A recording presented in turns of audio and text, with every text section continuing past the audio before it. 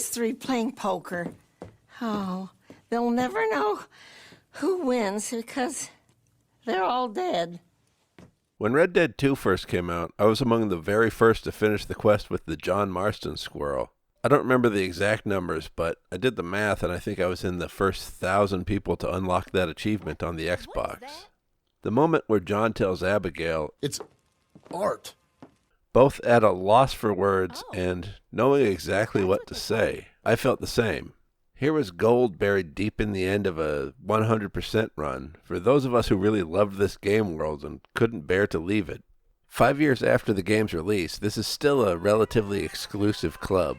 According to the Xbox Achievements Tracker, its art has only been unlocked by 0.21% of players.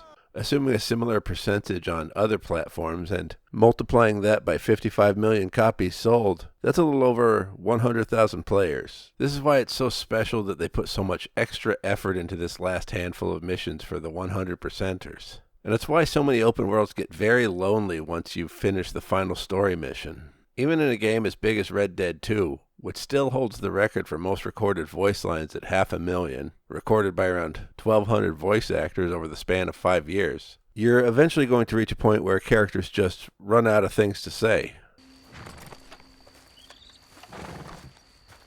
"You got this, girl." Sooner or later, you're going to tick the last side mission off the list. You're going to have seen the last random encounter and watched the last cutscene and found the last collectible.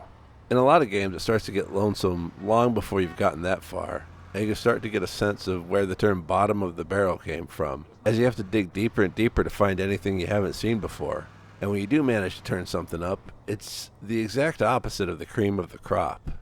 In Grand Theft Auto San Andreas, you've got these pimp missions required for 100% completion. There's no cutscenes attached to them, no new dialogue, just little bits of text instructing you on what you need to do next. You hang around a party long enough and it's not really a party anymore. It's just a room.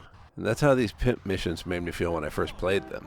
The PS2 era GTAs felt especially lonesome after completion, in large part because all those people you met along the way, Asuka, Ken Rosenberg, Mad Dog, their final cutscene appearance is their final appearance period. You can't hang out with these people outside of missions, so it's just you and the goon squad. What are you doing?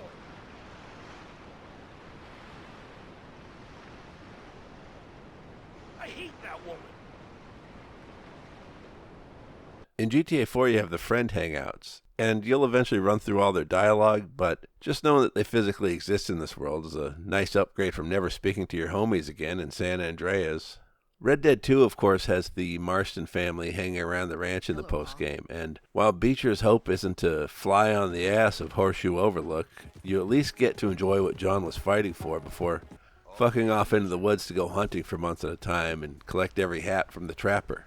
We're probably not so far off from game developers using ChatGPT-like features to generate infinite in-game dialogue, but AI-generated content set to autopilot is substantially always going to be infinite monkeys on infinite typewriters. It was the best of times. It was the blurst of times, you stupid monkey. And I don't think infinite playability is desirable in the first place. I don't really want to keep playing Red Dead 2 forever.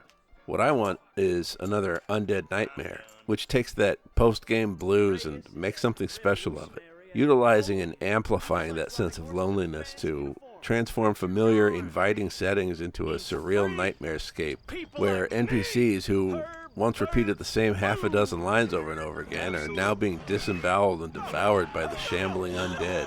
You can't eat me! I'm Herbert! I don't want infinite content. I don't want something just to keep my hands busy. What I want is something made with intention and purpose that can't be provided by a random number generator. What I want is art. Go ahead and click subscribe for updates.